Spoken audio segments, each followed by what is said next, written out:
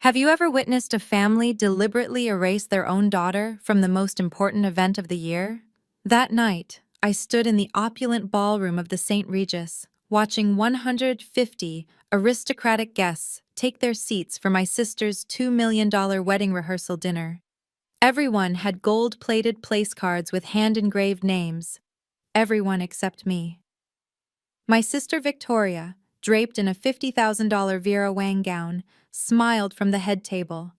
"Oh, darling, we only reserved seats for important guests." The entire room tittered with laughter. My father waved his hand dismissively. "Don't make a scene, Hannah." "Hello, I'm Hannah, 32 years old, and this is the story of how I turned my sister's dream wedding into the worst nightmare of her life, completely legally and without lifting a finger. If you're watching this, please subscribe and let me know where you are watching from. 15 years ago, my life changed forever. My parents died in a car accident when I was 17, leaving me with nothing but a suitcase and a scholarship to finish high school. The Reynolds family, old money aristocrats from San Francisco, took me in as their ward. Not out of kindness, but because Margaret Reynolds needed a charity case to polish her philanthropist image for the country club circuit. From day one, they made sure I knew my place. "Remember, everything you have is because of our generosity," Margaret would remind me daily, usually while I was organizing Victoria's closet or typing her college essays. Even after I graduated summa cum laude from Berkeley and earned my MBA from Wharton, achievements Victoria couldn't dream of with her purchased degree from a third-tier school, I remained the grateful orphan in their narrative. I worked 80 hours a week at Reynolds Holdings, building a portfolio worth $500 million through strategic acquisitions and mergers.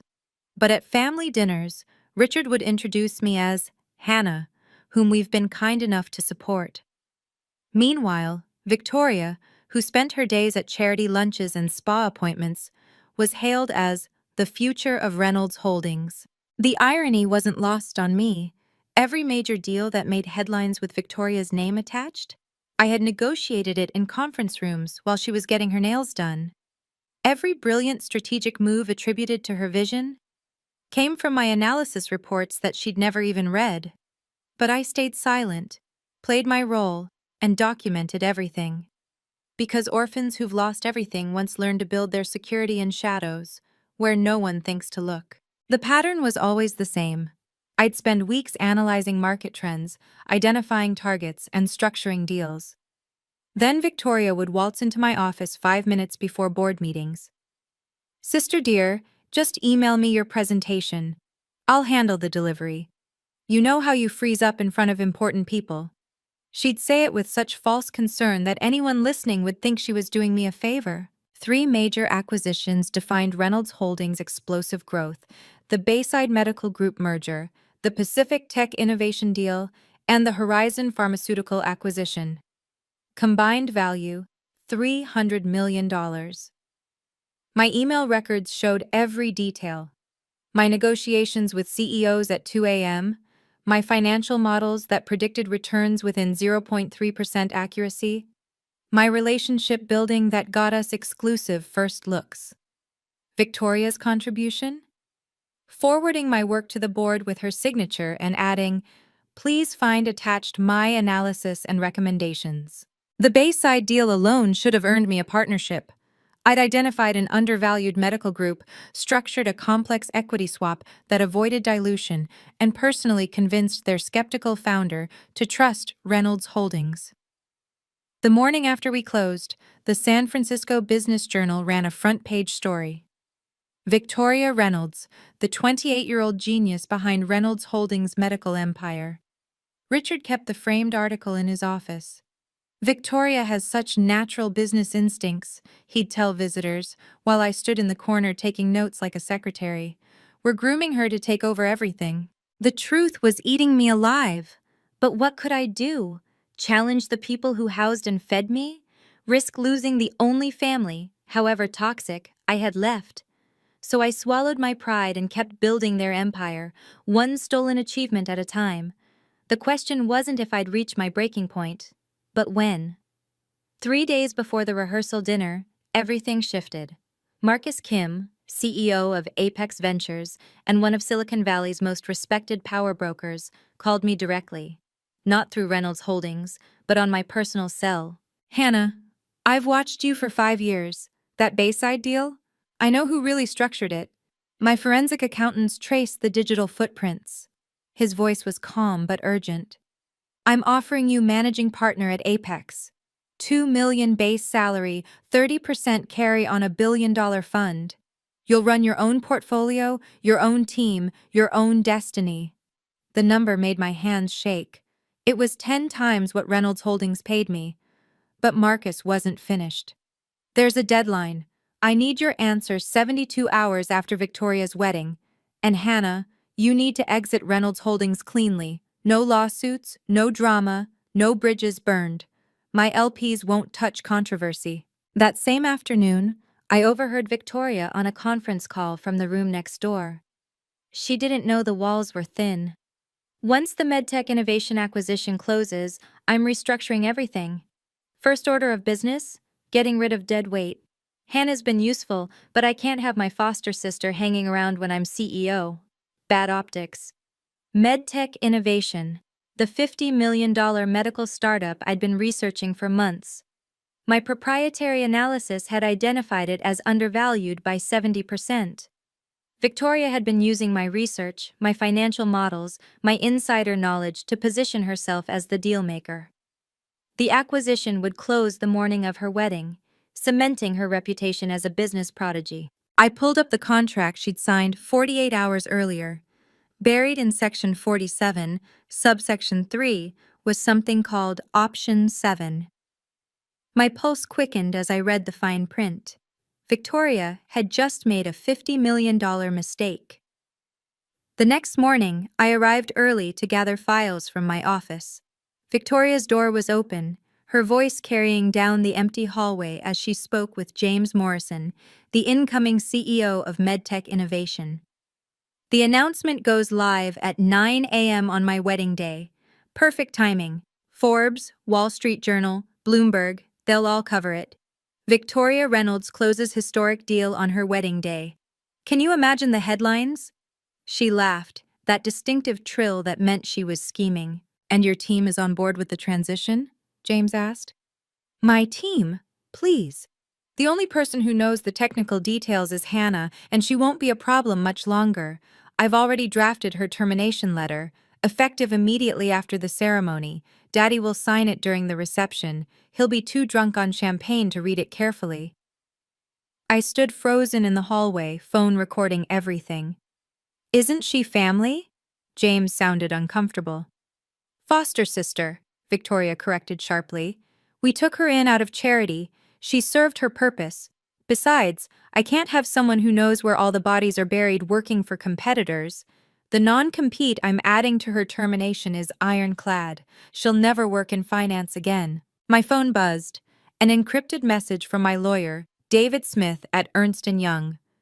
Hannah, I've reviewed Option 7 in the MedTech contract. If triggered correctly, it's devastating. But you need documented proof of insider trading. Do you have it? I looked at my phone, still recording Victoria's confession, then at the USB drive in my hand containing 5 years of forwarded emails where she'd passed off my confidential research as her own. I have everything, I texted back. The St. Regis ballroom glittered with crystal chandeliers and gold accents. 150 guests in designer clothing mingled with champagne, each finding their assigned seats at tables dressed in white orchids and silk. I walked the perimeter twice. No place card with my name. Looking for something?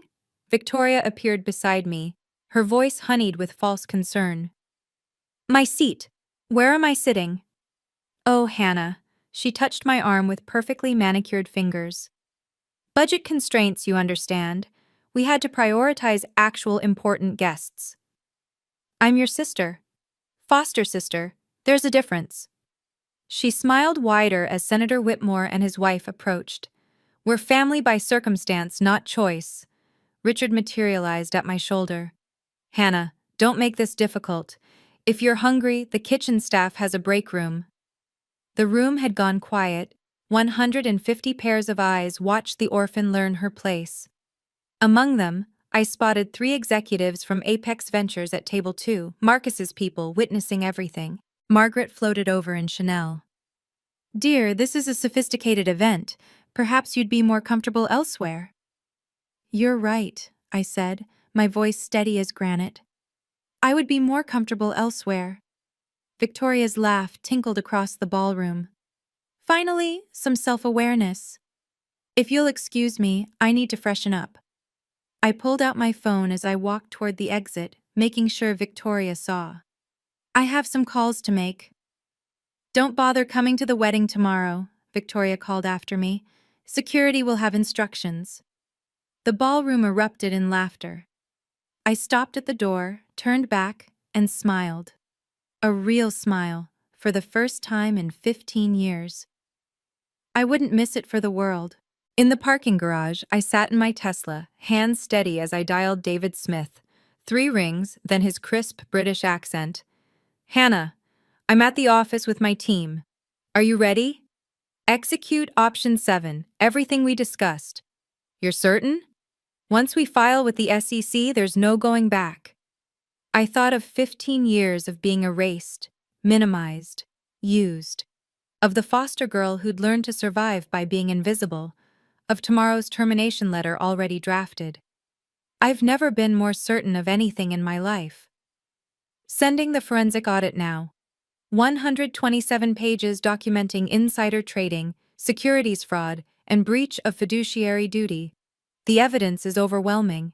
My laptop showed the email arriving, timestamps, financial records, Victoria's forged signatures on my work, and most damning, the trail showing she'd used my confidential medtech analysis to structure her purchase. An analysis that contained fabricated projections I'd planted 6 months ago as a test. She'd never bothered to verify the numbers. David, there's something else. I forwarded him the recording from this morning. She admitted to planned wrongful termination and anti-competitive practices. Brilliant. The FBI will be very interested. Hannah, do you understand what happens at 9 a.m. tomorrow? Yes. Victoria announces the medtech acquisition to 200 investors at the Grand Ballroom.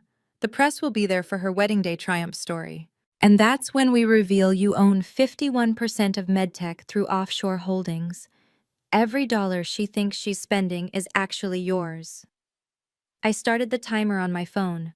14 hours until Victoria's world imploded. David, make sure Ernst & Young's senior partners are there. I want this done by the book. Hannah, after tomorrow, you'll never be invisible again. Good. I'm done hiding in shadows. 5 years ago, I saved Marcus Kim's career. Apex Ventures was hemorrhaging value from a hostile takeover attempt. Marcus had 48 hours to find a white knight investor or lose everything. Victoria was supposed to handle it. Reynolds Holdings could have been that savior. Instead, she went to Cabo with friends. I worked 72 hours straight, structuring a deal that brought in 3 sovereign wealth funds as defensive investors. When Marcus asked how to thank me, I said, "Remember this moment. Someday, I might need a door opened that only you can open." He kept his word. 3 years ago, he introduced me to offshore fund managers in the Cayman Islands. Completely legal, completely invisible. Build your ark before the flood, Hannah, he advised, and never let them see you building it. Through 3 separate funds, Prometheus Capital, Phoenix Holdings, and Resurrection Investments, I began acquiring strategic positions in companies Reynolds Holdings would eventually target. My salary was nothing, but my consulting fees to these funds, paid for my analytical work, were substantial. Every dollar went back into acquisitions. 6 months ago, I identified MedTech Innovation. The founder, Dr. Sarah Mitchell, was brilliant but desperate for capital. I approached her through Prometheus Capital with an offer. I'd provide seed funding in exchange for 51% equity, but with a twist. The ownership would remain hidden behind layers of legal structures until I chose to reveal it. Why the secrecy, she'd asked. Because someone is going to try to steal this company using my own research. When they do, I want them to sign every document, make every public announcement, and commit completely, before they learn who really owns it. The share certificates were filed in 3 jurisdictions, notarized and unassailable. My name appeared nowhere, yet everything led back to me. Victoria's fatal mistake wasn't just arrogance, it was laziness. The medtech innovation contract she'd signed was 200 pages of dense legal text. She'd skimmed it, signed it, and celebrated with champagne, never reading Section 47, Subsection 3, Option 7. The clause was elegant in its simplicity. Any breach of fiduciary duty, including but not limited to the use of illegally obtained proprietary information, triggers immediate asset transfer to the majority shareholder. I had insisted Dr. Mitchell include it, knowing Victoria's pattern, and Victoria had walked right into it, using my stolen analysis that contained intentionally inflated projections for MedTech's cardiac device, projections that would never materialize because the device didn't exist. I'd invented it as a trap. The email trail was damning. Victoria had forwarded my confidential analysis to James Morrison with the subject line, "My research on medtech, do not share." The metadata showed she'd never opened the original file I'd sent her, just forwarded it within 30 seconds of receiving it. She'd committed securities fraud by claiming work she'd never even read. But the masterpiece was the timestamp correlation. Every trade Victoria made in the days before the announcement matched exactly with when she'd accessed my files. The SEC's algorithm would flag it immediately as insider trading. She'd used material non-public information, my information, to position Reynolds Holdings stock for maximum gain from the announcement. David Smith had run the numbers. "Hannah, she's violated 7 different SEC regulations. The penalties alone will exceed $5 million. The criminal charges, she's looking at potential jail time." "I don't want her in jail," I replied. "I want her to live with the consequences every single day for the rest of her life." The morning of Victoria's wedding dawned perfect. Clear skies, gentle breeze, the San Francisco Bay sparkling like scattered diamonds. The St. Regis Grand Ballroom had been transformed overnight into a wonderland of white roses and gold accents. 200 chairs faced a stage where the signing ceremony would take place at exactly 9 Hunquak a.m. The guest list read like a Fortune 500 directory: tech CEOs, venture capitalists, hedge fund managers, and most importantly, Senator Whitmore's entire political network, including 3 members of the Senate Banking Committee. The press section overflowed with reporters from the Wall Street Journal, Forbes, Bloomberg, and TechCrunch. Victoria had personally invited them to cover her historic deal, the brilliant young woman closing a $50 million acquisition on her wedding day.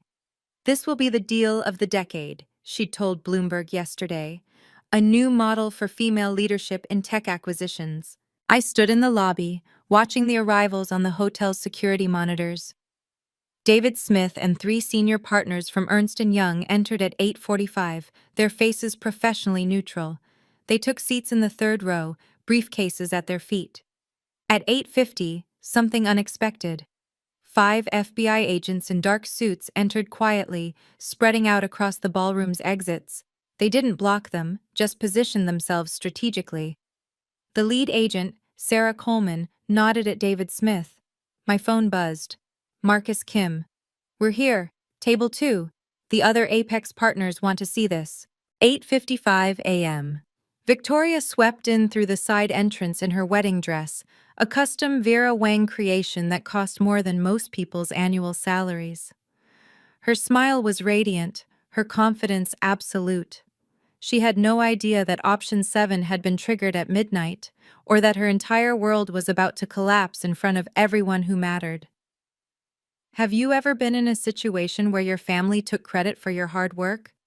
Comment below and let me know. And if you want to see how Option 7 becomes the nuclear weapon that destroys a $50 million empire in less than 24 hours, make sure to subscribe and hit the notification bell right now so you don't miss the explosive climax. Victoria commanded the stage like she was born for it. The spotlight hit her wedding dress, creating an ethereal glow that made the photographer's cameras click in rapid succession. 200 of San Francisco's most powerful people applauded as she approached the microphone. Good morning, everyone. Before I marry the love of my life in 3 hours, I wanted to share something extraordinary with you. She paused for effect, her smile electric. Today, Reynolds Holdings completes the acquisition of MedTech Innovation, a $50 million deal that will revolutionize cardiac care in America. The applause was thunderous. Senator Whitmore beamed from the front row. Richard and Margaret stood beside the stage, their faces glowing with parental pride. This acquisition represents everything I believe in, Victoria continued, gesturing to the presentation screen behind her showing MedTech's logo. Female leadership, innovative thinking, and the courage to make bold moves. They said I was too young, too inexperienced. But here I am, about to enter the billion-dollar club before my 30th birthday. She clicked to the next slide. Financial projections I recognized as my own work, now branded with her signature. Our analysis shows 300% returns within 18 months. This cardiac device will save millions of lives. The audience was mesmerized. Forbes' reporter was typing furiously. The Wall Street Journal photographer moved closer for a better angle. This was Victoria's moment of absolute triumph, her coronation as Silicon Valley's newest power player. Now, let's make history. She picked up the gold-plated pen, holding it high.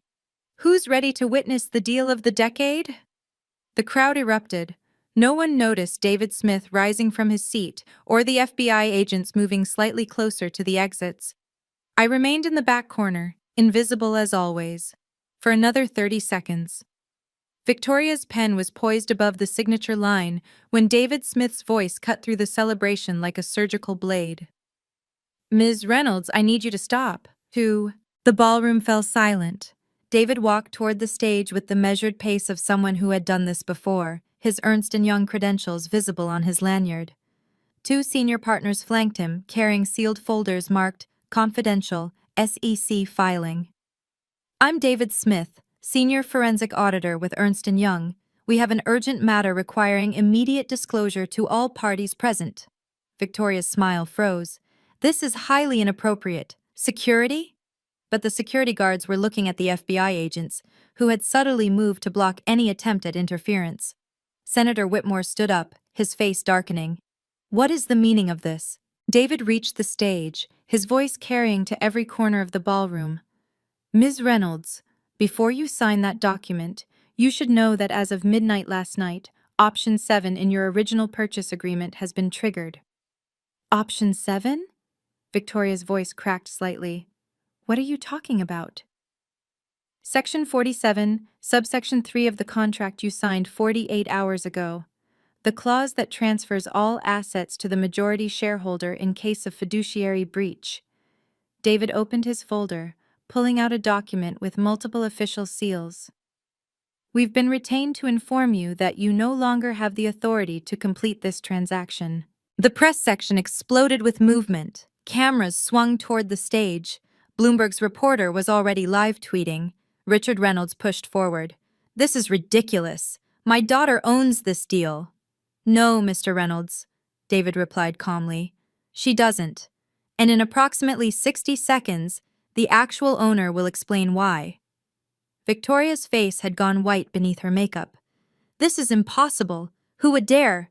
Ms. Reynolds, David interrupted, please remain where you are. The presentation screen behind Victoria flickered to life.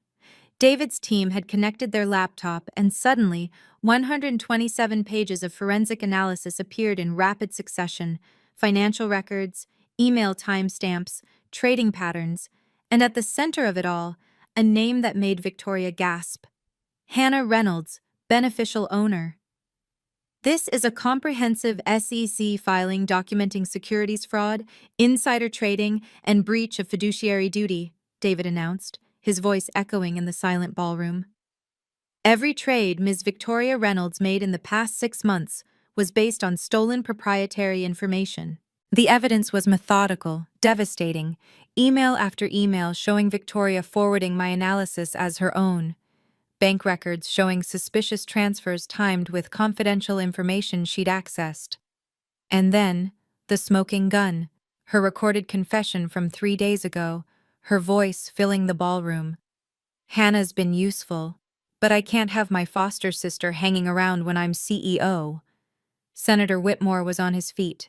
This is entrapment. It's illegal. No, Senator. FBI agent Coleman stepped forward, badge visible. Everything here was obtained legally. We've been investigating Ms. Reynolds for 3 months based on SEC whistleblower complaints. This event just accelerated our timeline. The screen changed again.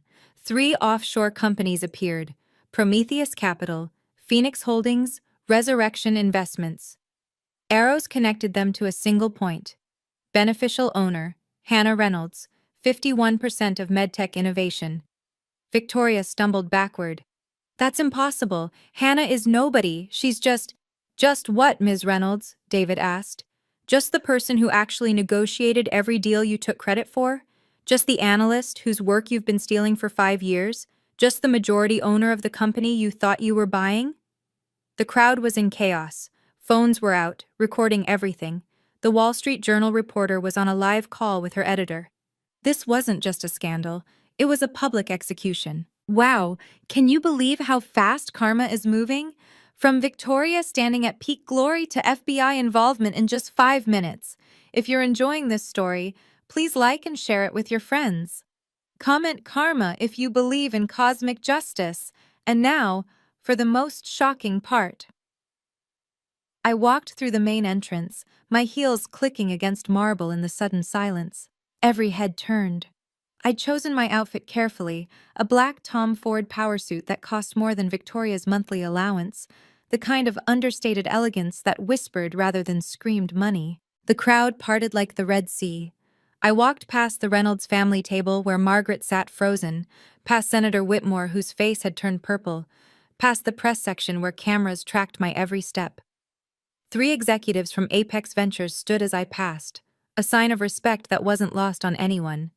I climbed the stage stairs without hurrying. Victoria stood there in her $50,000 wedding dress, looking like a child who'd been caught stealing candy. For the first time in 15 years, we stood as equals. No, not equals. For the first time, I stood above her. Good morning, I said into the microphone, my voice steady and professional. I'm Hannah Reynolds, the majority shareholder of MedTech Innovation. The ballroom erupted. Cameras flashed like strobe lights. Richard Reynolds pushed toward the stage, but FBI agents stepped into his path. I waited for the chaos to settle, maintaining eye contact with Victoria. You, she whispered, the microphone catching it. You're nothing. You're nobody. You're just the charity case we took in. Yes, I replied calmly. I was the charity case. The foster child you reminded daily of her place. The workhorse whose achievements you stole. I turned to address the audience. But I'm also the person who owns 51% of MedTech Innovation through completely legal offshore holdings established 3 years ago. Every document Ms. Reynolds signed, every announcement she made, every dollar she thought she was spending, it's all mine. The PowerPoint presentation resumed, this time showing my complete ownership structure. David Smith narrated with clinical precision as 3 years of careful planning unfolded on screen. 6 months ago, Ms. Hannah Reynolds, through Prometheus Capital, provided seed funding to MedTech Innovation in exchange for 51% equity. Click. Share certificates from 3 jurisdictions appeared. The ownership was structured through Cayman Islands, Delaware, and Luxembourg entities, all completely legal, all properly filed. The next slide showed a familiar document, my analysis of MedTech that Victoria had stolen, but David zoomed in on a particular section, highlighting it in red. This cardiac device projection showing 300% returns? It doesn't exist. Ms. Hannah Reynolds invented it as a trap, knowing Victoria would steal the analysis without verification. Gasps rippled through the crowd. Victoria's legs buckled. You set me up? No, I said clearly. You stole proprietary information and committed securities fraud. I simply documented it. I clicked to the next slide. Email timestamps showing Victoria accessing my files, forwarding them within seconds, claiming credit in messages to investors. Every email, every file, every login, tracked and traced. You never even opened the documents you claim to author. The FBI agent stepped forward. Ms. Victoria Reynolds, we have questions regarding insider trading activities. You've made 17 trades based on material non-public information stolen from Ms. Hannah Reynolds. But the final blow was still coming. I clicked to the last slide. Option 7, triggered. The clause appeared in full, each word a nail in Victoria's coffin. Due to breach of fiduciary duty, all rights to MedTech innovation transfer immediately to the majority shareholder. The $50 million Reynolds Holdings wired yesterday? It's being returned with penalties for contract violation. Victoria's collapse was total and public. This is impossible! She grabbed the microphone, her voice shrill with desperation. She's nobody. She's just the foster kid. Daddy, tell them! Richard Reynolds tried to reach the stage, but his path was blocked. This is a family matter. Everyone out. Actually, Senator Whitmore's voice boomed across the ballroom. This is a federal matter. He stood slowly, his political instincts already calculating damage control. Ms. Reynolds, you told my son you were a successful CEO. You told me you built Reynolds Holdings' portfolio yourself. I did! These are all lies! Victoria spun toward me, her wedding dress tangling around her legs. You planned this! You ungrateful— Ms. Reynolds, FBI agent Coleman interrupted, stepping onto the stage. We need to see your phone and laptop immediately. The senator's son, Thomas Whitmore, Jr., stood from his groomsmen table. His voice carried across the silent room. The wedding is off. He looked at Victoria with undisguised disgust. My family doesn't associate with criminals. Thomas, please! Victoria reached for him, but he stepped back. This is just a misunderstanding. A misunderstanding? Thomas laughed bitterly. You committed federal crimes. You've been lying to everyone, including me. He turned to his father. We're leaving. The press was having a field day. Ms. Reynolds, how do you respond to allegations of securities fraud? Shouted the Forbes reporter. Is it true you've been stealing credit for 5 years? Victoria looked around wildly, searching for allies. Her bridesmaids had backed away. Her parents stood frozen. 200 of San Francisco's most powerful people watched her designer facade crumble in real time. She was radioactive now, and everyone knew it. Hannah, she whispered into the microphone, tears streaming down her face, ruining her $3,000 makeup. Please. The legal machinery moved with stunning efficiency. 2 SEC enforcement agents approached the stage with official documents. Victoria Reynolds, you're being served with a cease and desist order. All your financial accounts are frozen pending investigation. David Smith pulled up his tablet, reading from an official notice. As of 9:47 a.m. Pacific Standard Time, the Securities and Exchange Commission has initiated formal proceedings against Victoria Reynolds for violations of Section 10B of the Securities Exchange Act and Rule 10b-5. Richard Reynolds finally pushed through to the stage, his face purple with rage. This is corporate assassination. I'll sue everyone in this room. Mr. Reynolds, Agent Coleman said calmly, Reynolds Holdings stock has been suspended from trading on the NYSE. The company has lost 40% of its value in the past 15 minutes. Margaret Reynolds fainted. 2 guests caught her before she hit the floor. The press photographers didn't miss a shot. I pulled out my phone, showing a trading screen to the audience. I shorted Reynolds Holdings stock at 9 o'clock a.m. this morning. Completely legal when you're not using insider information. Just publicly available evidence of fraud. The profit counter showed $12 million and climbing. These funds will be donated to foster care organizations across California.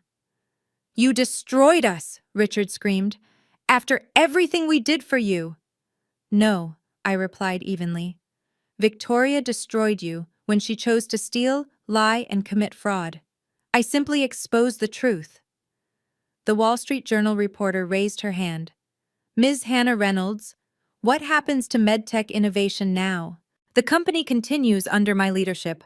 Dr. Mitchell and I have real innovations to bring to market, legitimate ones that will actually save lives. We don't need fake projections or stolen research. Victoria was led off stage by SEC agents, her wedding dress train dragging behind her like a fallen flag. Richard and Margaret Reynolds stood before me on the stage, their aristocratic composure shattered. The ballroom had quieted, 200 guests leaning in to witness the final confrontation. "How could you do this to family?"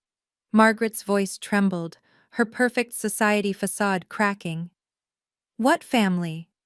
I pulled out my phone, connecting it to the sound system. "Let me remind you what family means to you." My recording from the rehearsal dinner filled the ballroom. Margaret's cultured voice rang out. "Dear, this is a sophisticated event. Perhaps you'd be more comfortable elsewhere." Then Richard. "Hannah, don't make this difficult. If you're hungry, the kitchen staff has a break room." The crowd murmured. Several society matrons who knew Margaret looked appalled. The recording continued with Victoria's voice. "We're family by circumstance, not choice." "You taught me everything I know about family," I said, disconnecting the phone. "You taught me that family is transactional, that love has conditions, that worth is measured by bank accounts and bloodlines." I looked at them steadily. "So I learned to play by your rules, and I won." "We raised you," Richard sputtered. "Fed you, educated you.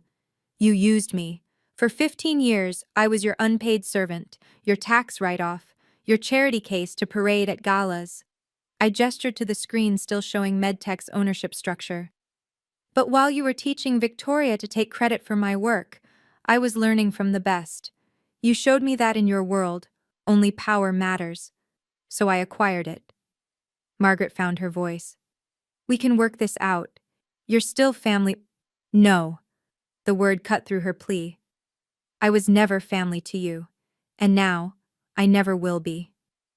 "There's one more thing." I clicked to a new slide on the presentation screen.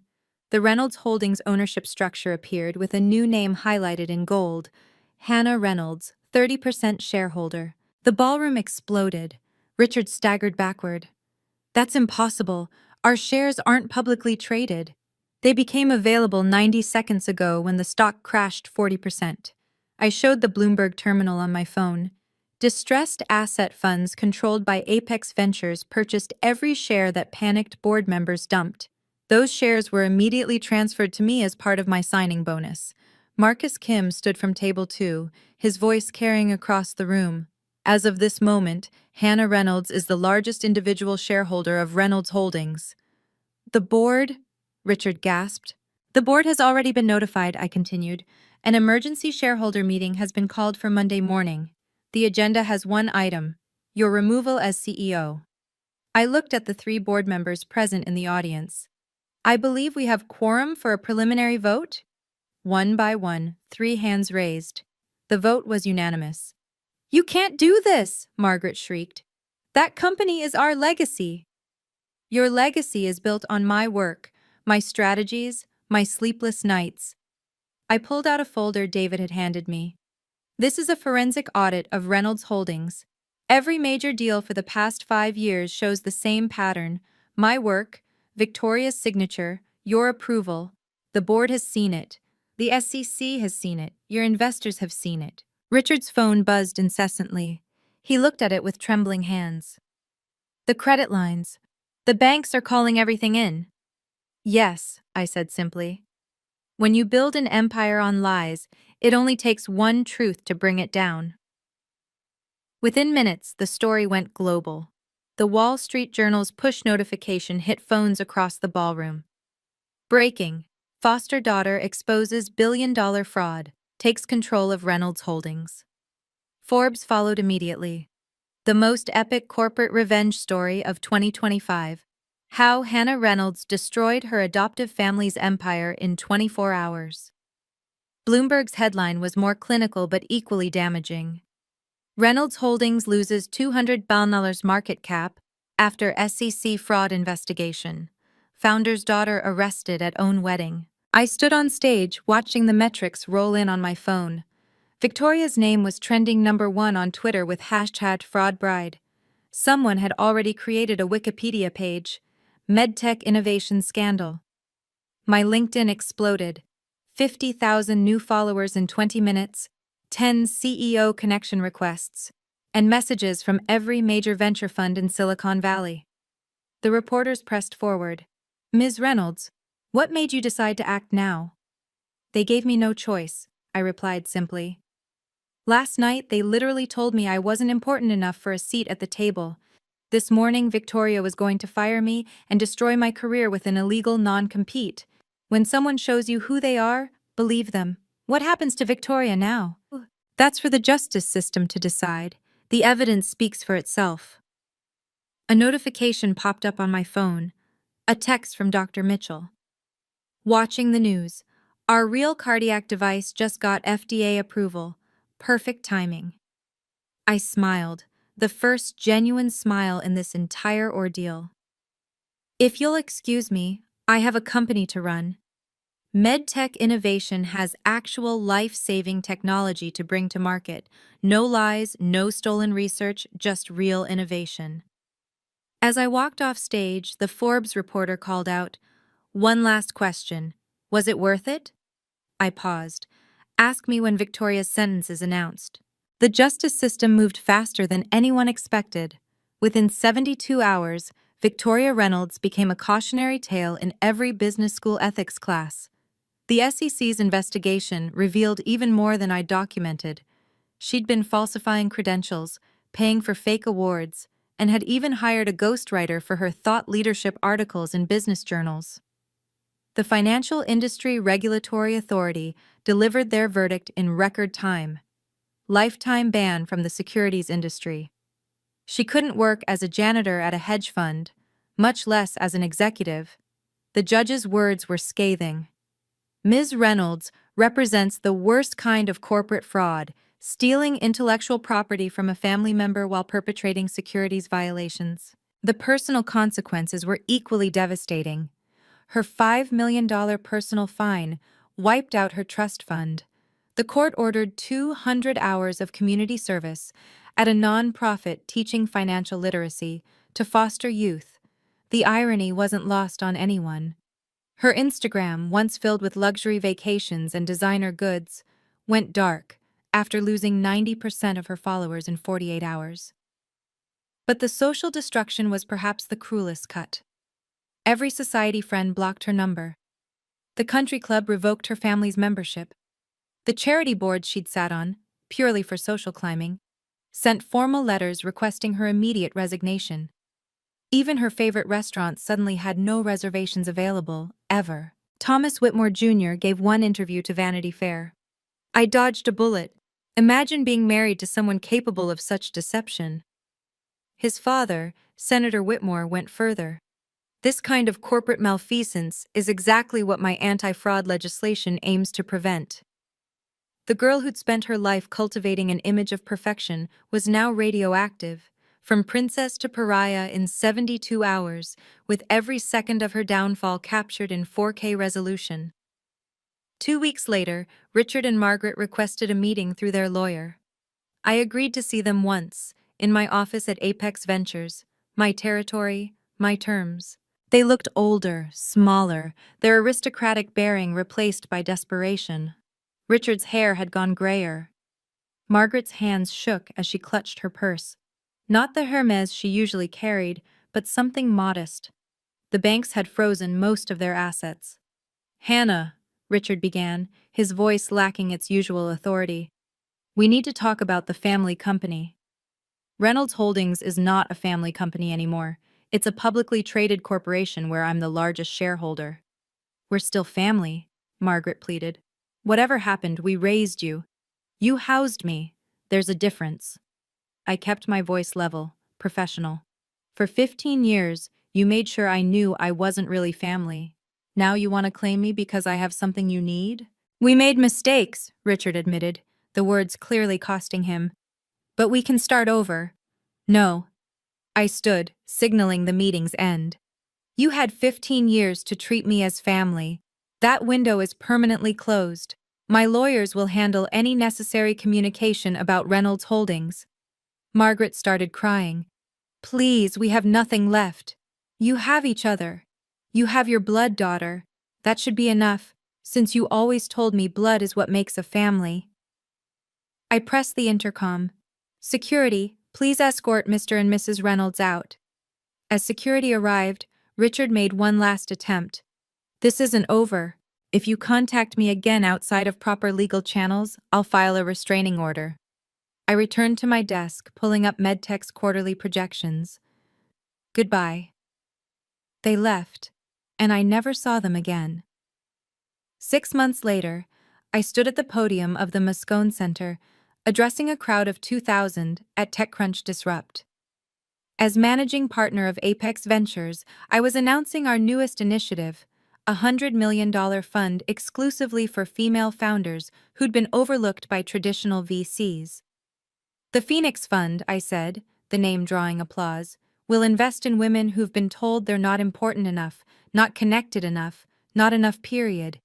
Because I know what it's like to be underestimated.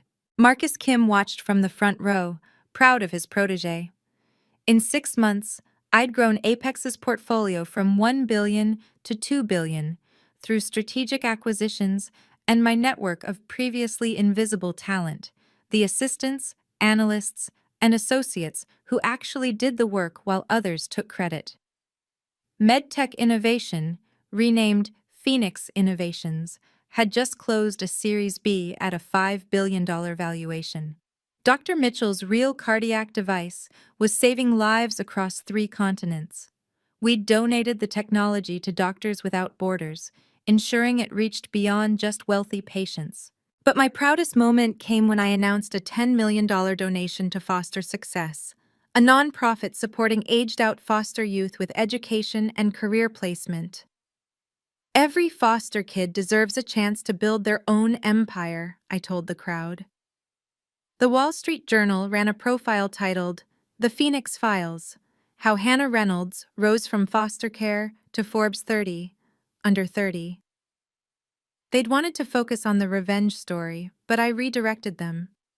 Success is the best revenge, but boundaries are the best protection. I'm not defined by what they did to me, but by what I chose to build despite them. My phone buzzed with congratulations from CEOs, founders, and investors worldwide. Not one message from the Reynolds family, exactly as it should be. 1 year to the day after the wedding disaster, Phoenix Innovations went public. The IPO valued the company at $5 billion, making me worth just over $2 billion on paper. I rang the opening bell at the New York Stock Exchange, wearing the same black Tom Ford suit I'd worn when I took the stage at Victoria's wedding. The contrast between the Reynolds family members couldn't be starker. Richard had retired in disgrace to a modest apartment in Marin County, his reputation forever tainted. Margaret moved to a small villa in Portugal, living off the remnants of her inheritance, too ashamed to show her face in San Francisco society. Victoria worked at a department store in Sacramento, the only job she could get with her criminal record and lifetime ban from finance. Someone had photographed her folding clothes in the stockroom, and the image went viral with the caption, "From Vera Wang to Walmart." I felt no satisfaction seeing it, just a sense of completion. The St. Regis called that week. They wanted to know if I'd be interested in purchasing their grand ballroom as a private event space. The same room where I'd been denied a seat was now being offered to me exclusively. I bought it and renamed it the Phoenix Room. The first event held there was a gala for foster success, raising $15 million for aged-out foster youth. I made sure every attendee had a hand-engraved place card at their seat. Everyone was important enough. During my speech that night, I said, "This room once represented everything I couldn't have. Now it represents everything I've built. Not through revenge, but through resilience. Not through stealing credit, but through creating value." The best response to being told you don't matter is proving that you do, on your own terms. Standing in my office overlooking San Francisco Bay, I often reflect on the lessons those 15 years taught me. The Reynolds family gave me an education they never intended, a master class in power, perception, and patience. Family isn't about blood or legal documents. It's about who shows up when you have nothing to offer.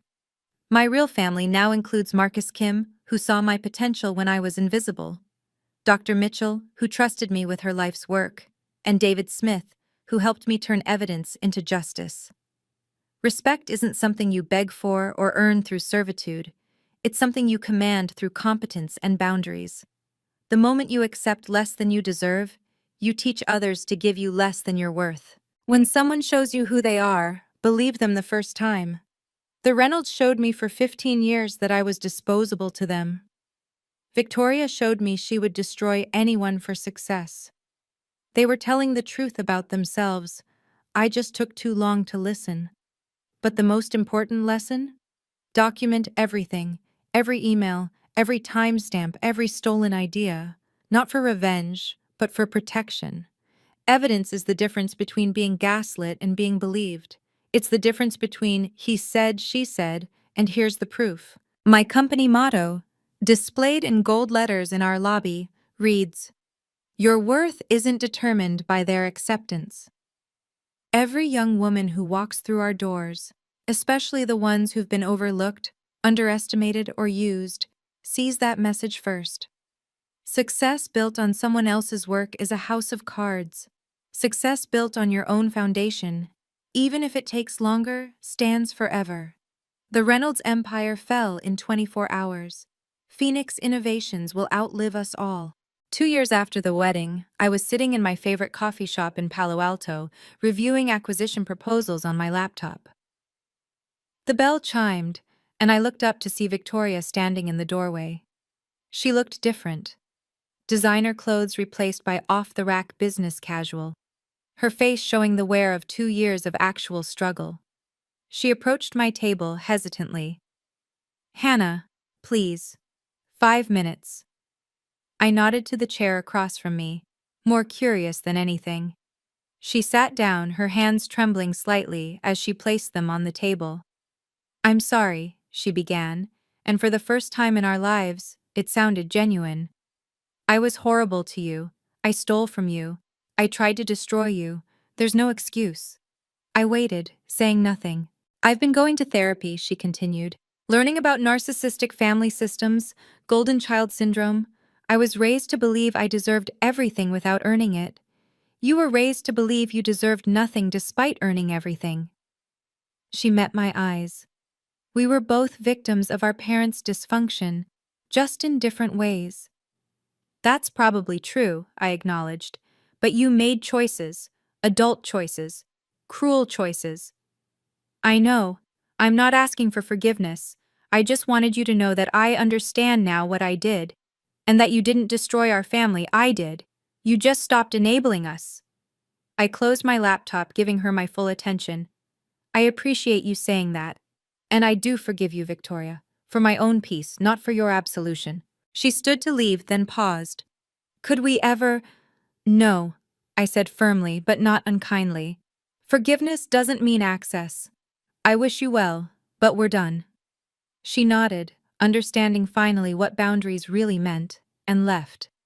The coffee shop, I should mention, was part of a chain I'd recently acquired. And that's how I transformed from a discarded foster daughter into a CEO of a $5 billion company. This story is 100% true, with names changed for legal protection. If you're facing toxic family abuse, remember, document everything, build your power in silence, and strike when they least expect it. Like this video, subscribe to my channel, and comment Phoenix if you're ready to rise from your own ashes.